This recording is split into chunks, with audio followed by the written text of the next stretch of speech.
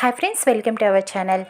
ఆనంద అందరికీ ఫంక్షన్ దగ్గర నుంచొని వెల్కమ్ చెప్తూ ఉంటుంది, అందరినీ పలకరిస్తూ ఉంటుంది. ఇంతలో శరణ్య, విశ్వనాథం, తన భార్య ముగ్గురు కూడా అక్కడికి వస్తారు. ఇక బాగున్నావా అన్నయ్య అంటూ ఆనంద పలకరిస్తూ ఉంటుంది. అవును శరణ్య, అనన్య కూడా ఈ పార్టిసిపేట్ చేస్తుందంట కదా ఇందులో కాంటెస్ట్లో అని చెప్పి అడుగుతూ ఉంటుంది. అవునా ఆంటీ, పార్టిసిపేట్ చేస్తుంది, ఉత్తమ మహిళా కాంటెస్ట్లో పార్టిసిపేట్ చేస్తుంది, ఒక చిన్న ట్రయల్ వేస్తోంది, ఏదో తను ఉత్తమ మహిళ అవుదామని అని చెప్పడంతో ఈ ఐడియా తనదే కదా అని ఆనంద చెబుతూ ఉంటుంది. ఇక అప్పుడు రాజేశ్వరరావు అంటారు, ఈ ఐడియా అనన్యదే అయినా శరణ్య, నువ్వు చెప్పిన విధానం మాత్రం చాలా బాగుందమ్మా, అందరినీ బాగా ఇంప్రెస్ చేశావు అని చెప్పి పొగుడుతూ ఉంటాడు.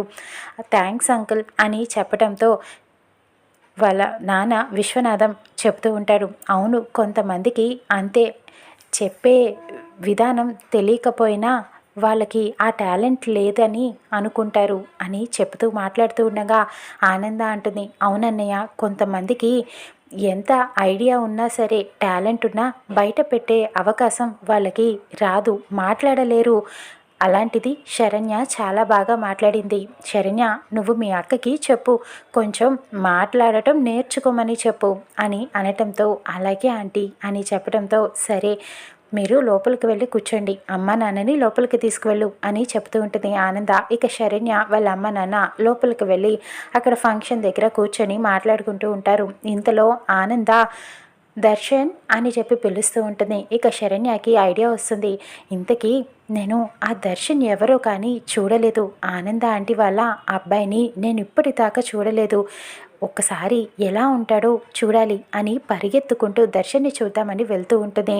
ఇక అక్కడ కోటేశ్వరరావు కనిపిస్తూ ఉంటాడు. అంకుల్, దర్శన్ అని అడుగుతూ ఉంటుంది. అవును, ఆనంద కొడుకు అని చెప్తూ ఉంటాడు. నేను ఇప్పటిదాకా మీ ఫ్యామిలీలో అందరినీ చూశాను అంకుల్, కానీ తనని మాత్రం చూడలేదు, ఎక్కడా అని అడుగుతూ ఉంటుంది. వచ్చాడా అని అడుగుతూ ఉంటుంది. ఎందుకు రాలేదమ్మా, రాత్రి ఇంటికి కూడా రాకుండా ఈ ఏర్పాట్లన్నీ వాడే చూసుకున్నాడు, అదిగో అక్కడున్నాడు చూడు అని దూరం నుంచి చూపిస్తూ ఉంటాడు. ఇక అప్పుడు దర్శన్ వాళ్ళ ఫ్రెండ్స్తో అటువైపు తిరిగి మాట్లాడుతూ ఉంటాడు. ఇక పరిగెత్తుకుంటూ దర్శన్ని చూద్దామని శరణ్య వెళ్తూ ఉంటుంది. కానీ అందరినీ దారిలో గుద్దుకుంటూ వెళ్ళిపోతుంది. హడావిడిగా దర్శన్ అక్కడి నుంచి వెళ్ళిపోతూ ఉంటాడు. ఇక అక్కడి నుంచి వెళ్ళిపోవడంతో ఈసారి కూడా మిస్ అయ్యాను, తను ఎవరు అనేది ఇప్పటిదాకా చూడలేదు నేను అని చెప్పి బాధపడుతూ ఉంటుంది. ఇంతలో మినిస్టర్ వస్తూ ఉంటాడు. ఇక మినిస్టర్ రావడంతో ఆనంద కంగారు పడుతూ ఉంటుంది. మినిస్టర్ని రిసీవ్ చేసుకుంటుంది. నమస్కారం అండి అని చెప్పి వెల్కమ్ చెప్తూ ఉంటుంది. మినిస్టర్ ఇలా అంటాడు ఆనందతో, రాజ్కోటి సిల్క్స్లో 25th యానివర్సరీ అంటే మా ఇంట్లో ఫంక్షన్లానే ఉందమ్మా, ఇంతకీ ఉత్తమ సాంప్రదాయ మహిళా కాంటెస్ట్ చాలా కొత్తగా ఉంది, జనాలందరూ దాని గురించే మాట్లాడుకుంటున్నారు, ఆ కాంటెస్ట్ గురించి నాకు కూడా చాలా ఆసక్తిగా ఉంది, ఆ కాంటెస్ట్ మీద ఐడియా చాలా బాగుంది అని మాట్లాడుతూ ఉండగా ఇంతలో కారులో నుంచి ఒక ఆవిడ దిగుతూ ఉంటుంది. సార్ ఒక్క నిమిషం అని ఆనంద పరిగెత్తుకుంటూ ఇక ఆ కారు దగ్గరికి వెళ్తుంది. నన్ను కాకుండా ఇంకెవరన్నా చీఫ్ గెస్ట్గా పిలిచారా అని మినిస్టర్ అడుగుతూ ఉంటాడు. లేదండి, వచ్చింది మా అమ్మ అని రాజేశ్వరరావు చెబుతూ ఉంటాడు. ఆనందకి వాళ్ళ అత్తయ్య అంటే చాలా ప్రేమ ఎక్కువ, చాలా గౌరవం, తను వచ్చిందంటే ఎవరిని పట్టించుకోదు అని చెబుతూ ఉంటాడు. ఇక ఆనంద కార్ దగ్గరికి వెళ్ళి వాళ్ళ అత్తగారిని రిసీవ్ చేసుకుంటూ ఉంటుంది. బాగున్నారా అత్తయ్య, ఎలా ఉన్నారు, ప్రయాణం బాగా సాగిందా అని కుశల ప్రశ్నలు అడుగుతూ ఉంటుంది. ఇక తన కాళ్ళ మీద పడి ఆశీర్వాదం తీసుకుంటూ ఉంటుంది. ఆనంద, అందరూ చూస్తున్నారు, నువ్వు నా కాళ్ళ మీద పడి ఆశీర్వాదం తీసుకుంటావేంటి ఇప్పుడు అని అడుగుతూ ఉంటుంది. అదేంటమ్మా, నువ్వు మా అమ్మవి, నేను నీ దగ్గర ఆశీర్వాదం తీసుకోవడంలో తప్పు ఏముంది, తల్లి దగ్గర బిడ్డ మరి ఆశీర్వాదం తీసుకోవాలి కదా అని మాట్లాడుతూ ఉంటుంది. ఇక నువ్వు మారవు పద అని చెప్పి తీసుకువెళ్తూ ఉంటుంది. ఇక లోపలికి తీసుకువెళ్తూ ఉండగా మినిస్టర్కి పరిచయం చేస్తూ ఉంటుంది మా అత్తయ్య అని చెప్పి. ఇక అప్పుడు తను అంటుంది, ఏంటయ్యా మినిస్టరు, నువ్వు రోడ్లు ఇలాగైనా వేసేది, సరిగ్గా వేయించద్దా అని చెప్పి మాట్లాడుతూ ఉంటుంది. నాది ఆ డిపార్ట్మెంట్ కాదమ్మా అని చెబుతూ ఉంటుంది. అందరూ నవ్వుకుంటూ ఉంటారు. ఇక సరే లోపలికి తీసుకువెళ్తాను పదమ్మా అని చెప్పి లోపలికి తీసుకెళ్ళి ఫంక్షన్లో కూర్చోపెట్టి వస్తుంది. ఆనంద వాళ్ళ అత్తయ్యను, సారీ సార్, మా అత్తయ్య వచ్చారని హడావిడిగా వెళ్ళిపోయాను మీతో మాట్లాడకుండా అని చెప్తూ ఉంటుంది. పర్వాలేదమ్మా అని చెప్పి మాట్లాడుతూ ఉంటారు.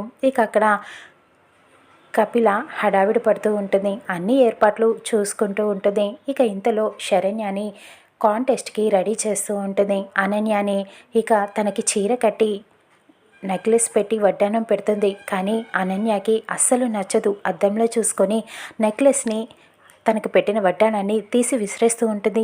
ఏంటక్క ఏమైంది అని అడుగుతూ ఉంటుంది. ఏంటిది, అస్సలు నాకు కంఫర్ట్గానే లేదు, నన్ను అమ్మమ్మలాగా రెడీ చేస్తున్నావు కదా నువ్వు అని చెబుతూ ఉంటుంది. అదేంటక్క, ఆడపిల్లకి చీర ఎంత ముఖ్యమో తెలుసా, మన సాంప్రదాయం అని చెప్పి ఇక చీరకున్న విలువని అంతటిని సాంప్రదాయం గురించి చెప్తూ ఉంటుంది, లెక్చరర్లు ఇస్తూ ఉంటుంది. ఇక అనన్య అయితే సరే ఇంకా ఆపు, అర్థమైంది కానీ నా వల్ల కాదు ఇవన్నీ పెట్టుకోవటం అని చెబుతూ ఉంటుంది. అదేంటక్క అలా అంటావు, నువ్వు గెలవాలి కదా, నిన్ను ఉత్తమ కాంటెస్ట్లో నేను గెలిచేలా చేస్తాను అని చెబుతూ ఉంటుంది. సరే అయితే అని అనటంతో ఇంతకీ నువ్వు తనని చూసావా అని అడుగుతూ ఉంటుంది. తనంటే ఎవరక్క అని అడుగుతూ ఉంటుంది శరణ్య. అదేనే దర్శన్ని చూసావా ఎలా ఉన్నాడు అని అడుగుతూ ఉంటుంది.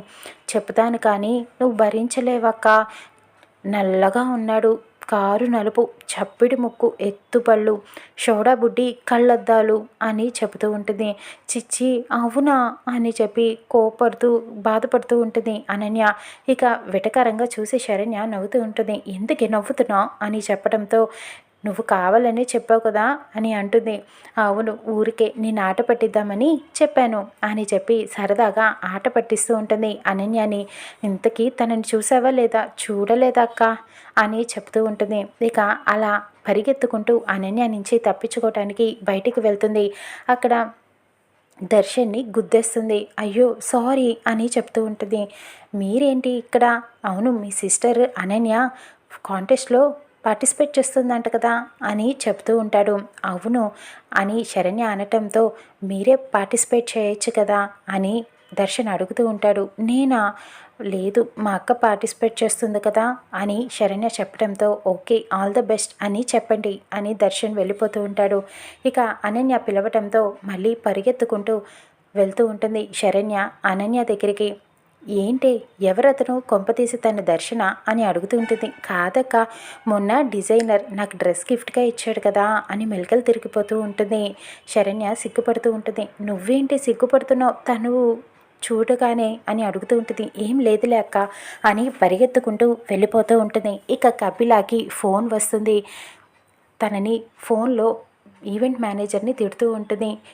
ఏంటి కపిల ఏమైంది, ఎందుకు అలా ఉన్నావు అని ఆనంద అడుగుతూ ఉంటుంది. మేడం తను హ్యాండ్ ఇచ్చాడు మేడం, లాస్ట్ మినిట్లో హోస్టు హెల్త్ అప్సెట్ అయిందంట, తను యాంకర్ కింద రానంటుందంట, వేరే ఎవరిని సెట్ చేద్దామన్నా ఎవరు ఇప్పుడు దొరకరు అని ఫోన్ పెట్టేశాడు మేడం, దొరికితే కోవై సరళలాగా నేను వాడిని కొట్టేస్తాను అని చెబుతూ ఉంటుంది. మరి ఇప్పుడు ఎలాగా అని చెప్పి ఆనంద ఆలోచిస్తూ ఉంటుంది. ఇక తన మైండ్లోకి శరణ్య గుర్తుకు వస్తుంది. నాకు దొరికింది హోస్ట్, శరణ్య ఉంది కదా, తనని పెడదాం అని చెప్పి అంటూ ఉండగా కపిల అంటుంది. అవును మేడం, తను యూట్యూబర్ కదా, తననే పెడదాం అని చెప్పడంతో ఆనంద పిలుచుకొని రమ్మంటుంది. ఇక శరణ్యని పిలుచుకొస్తుంది కపిల. ఏంటి మేడం, ఏంటి రమ్మన్నారట అని అడుగుతూ ఉంటుంది. నాకు ఒక హెల్ప్ చేస్తావా అని ఆనంద అడుగుతుంది. ఆర్డర్ వేయండి అని చెప్తూ ఉంటుంది శరణ్య. నాకు హోస్ట్ కింద నువ్వు యాంకర్ కింద చేస్తావా, లాస్ట్ మినిట్లో తను రావట్లేదని చెప్పింది, ప్లీజ్ అని అడుగుతూ ఉంటుంది. ఓకే మేడం చేస్తాను, కానీ నాకు తోడుగా ఇంకొక పార్ట్నర్ ఎవరైనా ఉంటే ఈజీగా హ్యాండిల్ చేయగలను అని చెప్పడంతో ఇక కపిల అయితే, నేను తీసుకొస్తాను మేడం, ఒకడు ఉన్నారు, ఒక అతను, తనని లాస్ట్ మినిట్లో నేను తీసుకొస్తానుగా అని చెప్తూ ఉంటుంది. ఇదిగో ఏదేమైనా తొందరగా చెయ్యి, టైం అవుతుంది అని ఆనంద చెప్తూ ఉంటుంది. ఇక శరణ్యకి పార్ట్నర్గా వచ్చేది ఎవరు, దర్శన, చూద్దాం రానున్న ఎపిసోడ్లో.